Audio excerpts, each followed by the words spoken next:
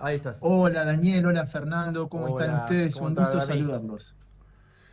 Todo bien. Escúchame, nada, con todo lo que está pasando en el mundo y los cambios y todo eso, además de seguir la charla que veníamos el otro día, queríamos ver tu reflexión de lo que está pasando, qué se viene la Tercera Guerra Mundial. Hasta ahí vamos, mirá, así. Mira, respecto a lo que está pasando, ¿no? Esta, yo diría, interminable crisis de Oriente Medio sumó un nuevo y peligroso capítulo porque se agregó ahora el ataque de Irán sobre Israel, algo que hasta ahora nunca había sucedido y encendió una una mecha que siempre había estado presente pero apagada y ahora sin dudas se ha encendido. Hay, yo creo que dos cosas muy importantes para marcar y después si querés podemos hablar también de las consecuencias que tiene esto para Argentina. Perfecto. La primera es que el ataque de Irán a Israel fue esgrimido por el propio país y por su embajador en la ONU como una respuesta al ataque que Israel hizo sobre su embajada iraní en Siria el 1 de abril. Esto hay que ser, es importante mencionarlo de que es una respuesta a un ataque. Y lo segundo que hay que marcar es que este ataque con drones, ¿sí? Y sepamos que Israel sabía del ataque con drones 3, 4 horas antes que los drones llegasen, ¿sí? Esto también es importante. Fue un ataque primero muy anunciado, muy quirúrgico por parte de Irán, en el sentido de no desbordar ciertas líneas, como para cumplir, como para que no haya muertos, como para limitar el daño. ¿Para qué? Para escapar de alguna manera a una guerra mucho más ampliada, ¿sí? Y el propio embajador en la ONU, Iravani se llama, aseguró que de ninguna manera Irán quiere entrar en una escalada. Ahora, la realidad es que la pelota está en manos del gobierno israelí. Ya Estados Unidos, con Biden y toda la comunidad internacional, le pidió al propio gobierno israelí de no responder a este ataque, que dejen las cosas así, que ya como ya están bastante caldeadas las cosas en Oriente Medio, como para agregar un nuevo conflicto. Entonces vamos a ver qué decide el gobierno de Netanyahu, que conociéndolo al gobierno de Netanyahu, uno supone que va a responder, que tratará de hacer algo quirúrgico como para cumplir con la tribuna, digamos, de alguna manera, por más que suene medio maquiavélico, y ver qué es lo que ocurre. Damián, ¿qué tiene que ver, cuánto tiene que ver el ataque de Israel a los palestinos y lo que se manifiesta como una cantidad de muertes importantes por el lado del pueblo palestino y la relación entre Palestina e Irán? ¿Hay alguna relación en esto? Sí, sí, por supuesto. Lo primero que los une a, a los iraníes y a los palestinos es el hecho de pertenecer al mundo islámico. Recordemos que Israel, eh, lo que pasa es que es un conflicto milenario, eso es lo que tenemos que recordar. Cuando uno escucha los argumentos respecto a quién tiene derecho a estar en el territorio entre israelíes y palestinos, los argumentos históricos son milenarios. O sea, es algo muy complicado porque, si quieren, Israel estaba en el territorio, o las tribus de Israel estaban en el territorio, el, el emperador Adriano las termina expulsando, esas tierras son ocupadas y es como que después el pueblo israelí sigue demandando esas tierras hasta 2000 años después, termina la Segunda Guerra Mundial y la comunidad occidental decide devolverle las tierras a Israel y implanta en medio de un mundo islámico un satélite occidental que representa Israel. Y dentro de lo que es el Islam, ¿sí? El Islam tiene dos ramas, tiene una rama que es chiita y una rama que es sunita. Y lo que tiene ahora, lo que une justamente al gobierno iraní y al gobierno, y al Hamas, ¿sí? Porque uno tiene que hacer la diferencia a la agrupación Hamas, es justamente, vamos a decir, el odio en común, ¿sí? Que hay respecto de Israel. Bueno, quiere decir que es fuerte la oposición que hay y la situación que se vive. ¿Qué crees vos que puede tener esto como consecuencias para la Argentina? Mira, las consecuencias Perdón, para la sobre todo Argentina, por el hay por que el tener partido que está algo tomando, claro. ¿no? El 6 de febrero, ¿sí? Esto yo lo comentaba en un programa de radio a la mañana, el 6 de febrero yo había escrito, había posteado en Twitter, alerta atentado en Argentina. Había posteado eso, el 6 de febrero. Sí. ¿Por qué? Porque, y había puesto, la Argentina y Milei están jugando con fuego. ¿Por qué? Porque Milei se había reunido, el presidente Milei se había reunido con el presidente de Israel, Isaac Herzog, y había tenido declaraciones muy fuertes, ¿sí? Que habían sido levantadas por todos los medios de comunicación de la prensa internacional, en donde Milei, respecto a la guerra de Gaza, afirmaba que Israel no estaba cometiendo ni un solo exceso. Es una declaración fuerte, sabiendo todo lo que está pasando en Gaza. Entonces, yo creo que hay dos razones principales que justifican plenamente las actuales medidas que está tomando el gobierno argentino respecto a estar atento, ¿sí? Como le dicen ellos, con una alerta moderada o alta, respecto a la posibilidad de tener atentados que rigen el país. Las dos razones son: la primera es que en materia de relaciones internacionales, una de las,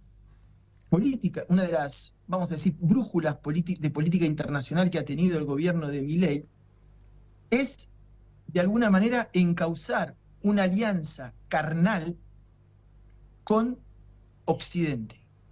Con Occidente en general, ¿sí? Cuando hablamos de Occidente hablamos de Estados Unidos, Canadá, Australia, Europa e Israel, y en particular esa alianza, todo el mundo que sigue la política internacional lo vio, tiene que ver con Israel y con Estados Unidos. Ya el ser un aliado estratégico de Israel y Estados Unidos, ¿sí? Las agrupaciones terroristas, cuando buscan potenciales blancos, El más débil. uno de los argumentos que puede ser es, miren, este país es un aliado estratégico, el presidente de este país estuvo diciendo de que Israel no cometió excesos. Eso es un argumento, ¿sí? Por el cual un país se puede convertir en un blanco. Por eso uno decía, cuidado porque, como se dice, ¿no? Todo tiene un precio en la vida. Y el segundo argumento que es muy importante de tener en cuenta, sí. Perdón. ¿Sí? No, para ponerte un ejemplo, las fragatas que mandó Menem a la guerra con Kuwait, eso fue consecuencia después el tema por la AMIA y la DAIA. ¿Eso podría ser? Podría haber sido, sí, podría haber sido uno de los argumentos. Sí, totalmente. Y el segundo argumento es que logísticamente, esto es muy importante, logísticamente hay cierta facilidad para cometer atentados en América del Sur. ¿Por qué? Vos fijate que esto acá voy a traer a colación el tema que por ahí lo escucharon en los medios, que es el tema de la triple frontera. Sí. La triple frontera es el espacio, ¿no?, que comparten Paraguay, Brasil y Argentina.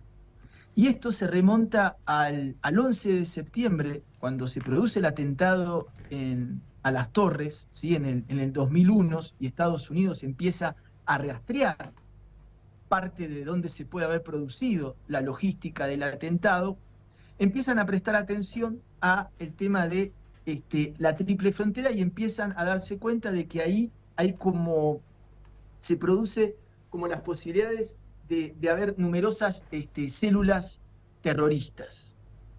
¿Por qué? Y ahora, ¿sí?, con Argentina como potencial blanco, es como que se resignifica todo. ¿Por qué? Porque la zona de triple frontera es una zona densamente poblada, económicamente muy activa, con una amplia presencia de comunidades árabes y musulmanas. Uno no quiere decir que si hay árabes y musulmanes, obligatoriamente hay terroristas, ¿no? Que quede clara la aclaración.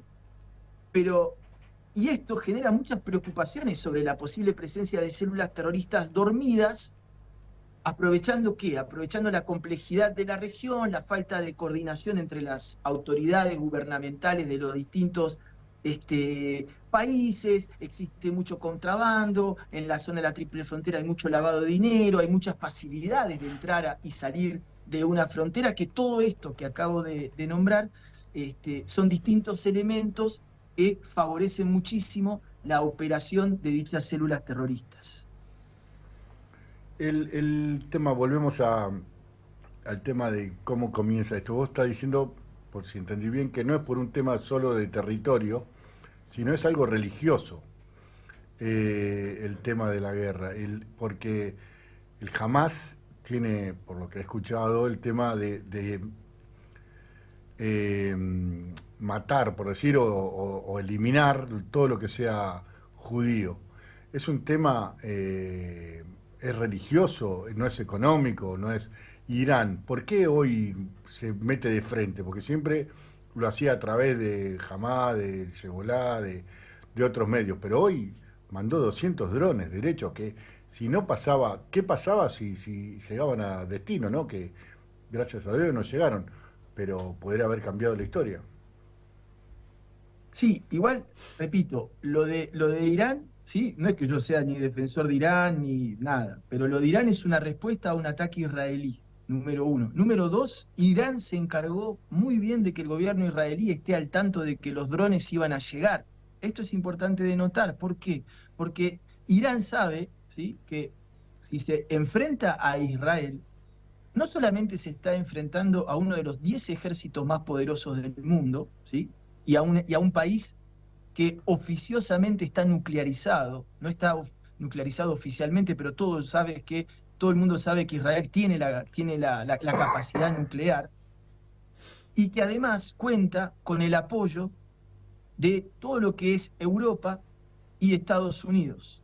O sea, no se está metiendo con cualquier país, sabe perfectamente que se está metiendo con Occidente. Y respecto a la pregunta que haces, no es que, no es que Irán sea, o los países de la región sean particularmente hostiles, ¿sí?, a los judíos en particular, sino que no les terminó nunca de cerrar la herida de que los occidentales le implantaran ahí, de un día para el otro, una nación judeocristiana, o sea, judía, pero que también está aliada al cristianismo, ¿sí? Y también hay que recordar que parte de todos los motivos que hay de disputa entre palestinos e israelíes es que cuando la ONU le dice al pueblo israelí, que hasta ese momento no tenía territorio, dice, bueno, ustedes a partir de ahora, esto es su territorio. En este territorio que le designa la ONU a Israel, había muchos palestinos viviendo, muchísimos palestinos viviendo, y que de un día para el otro se tuvieron que ir. Entonces es un tema muy conflictual, porque después Israel, cuando aterriza en el territorio, todos los países árabes se le vinieron encima. Uno pensaba que el pueblo israelí no iba a sobrevivir. Hubo toda una serie de guerras en las cuales casi a veces milagrosamente Israel pudo sobrevivir, y después se empezó a desarrollar con toda la ayuda occidental, y hoy en día Israel, por supuesto, es una de las grandes potencias que hay en el mundo en materia de tecnología, en materia de armamento, en muchas diversas esferas. Bueno, No, adelante. no, un poquito para ir hacia adelante. ¿Cómo ves la respuesta de Israel? Porque está complicado. Si responde muy fuerte, pierde la alineación que tiene hoy en día, que tiene una buena alineación y tiene todo el mundo occidental a su favor. Y es más, hasta Arabia y Jordania lo ven como que fue atacada y que todo. Si se pasa de la agresión y tira misiles y destruye Irán, se le pone todo el mundo en contra. Está en una situación delicada, ¿no? Es muy correcta tu apreciación. Fíjate que una de las cosas que uno ha descubierto, porque hay que remontarse a esto, cuando termina la Segunda Guerra Mundial, ¿sí? Los países, ¿qué es lo que sucede? Se sucede un fenómeno de que se empiezan a nuclearizar muchísimos países. Hoy en día, el mundo está tan nuclearizado, ¿sí? Que es como las películas de gángster, ¿viste? Donde todo el mundo se empieza a apuntar con todo el mundo y que un movimiento de más, una ficha mal movida en el tablero y es una matanza. Acá no se trata de una matanza, acá explota nuestro querido planeta Tierra. Entonces,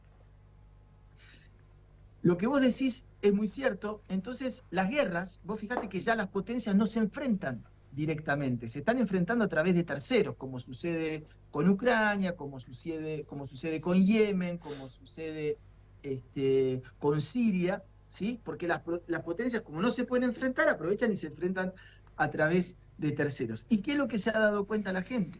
Se ha dado cuenta ahora que las guerras en realidad son comunicacionales. Fíjate, lo que más importa ahora es la comunicación. Y una de las cosas que estaba ocurriendo con Israel, después de Israel cuando padece el ataque el 7 de octubre, donde se produce el ataque terrorista de Hamas y se produce esa matanza, es como que Israel ahí se convirtió en una víctima, ¿sí? Todo el mundo estaba ahí apoyando al pueblo israelí. Después, Israel, ¿sí? En un afán de querer demostrar su poder, se vuelve a transformar en perpetrador y hasta este ataque de Irán se había transformado, estaba perdiendo claramente la guerra comunicacional contra Palestina. Como vos bien decís ahora, ¿sí? Y esto es una cosa que llama mucho la atención, cada vez que Netanyahu está en problemas comunicacionales, Sí. aparece mágicamente, ¿sí? Algún ataque terrorista o algún ataque que lo salva de la catástrofe comunicacional. Ahora la pregunta es, ¿qué va a hacer Netanyahu? ¿Se va a dar cuenta, va a tener la inteligencia emocional de decir, bueno, ahora la comunidad internacional de vuelta está conmigo? ¿Cómo voy a aprovechar eso? ¿Cómo voy a aprovechar eso? El dato que parece no haber comprendido Netanyahu es que él parecería que está demasiado atado a todo lo que son los intereses de corto plazo.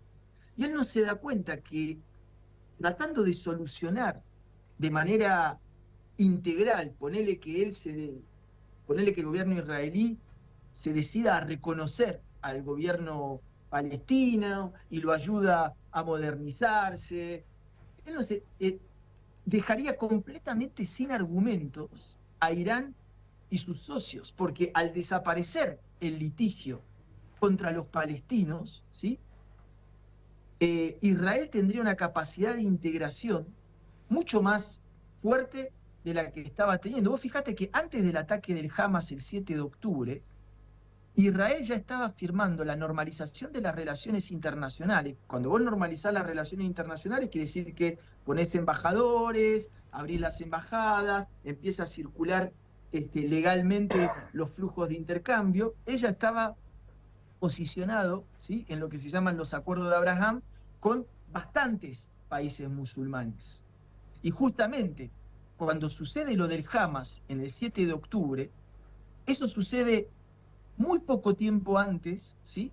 A que se venía rumoreando que ya Arabia Saudita, que es como el país número uno de los musulmanes sunitas, ya se estaba empezando a murmurar de que iban a firmar un acuerdo de normalizar las relaciones con Israel, algo totalmente histórico. Cuando pasa lo del Hamas, ¿sí? Se suspenden todas las negociaciones de Israel con los países musulmanes. Entonces, es muy interesante lo que vos decís, ¿sí? ¿Qué va a hacer Netanyahu? ¿Podrá tragarse el ego de alguna manera, ¿sí?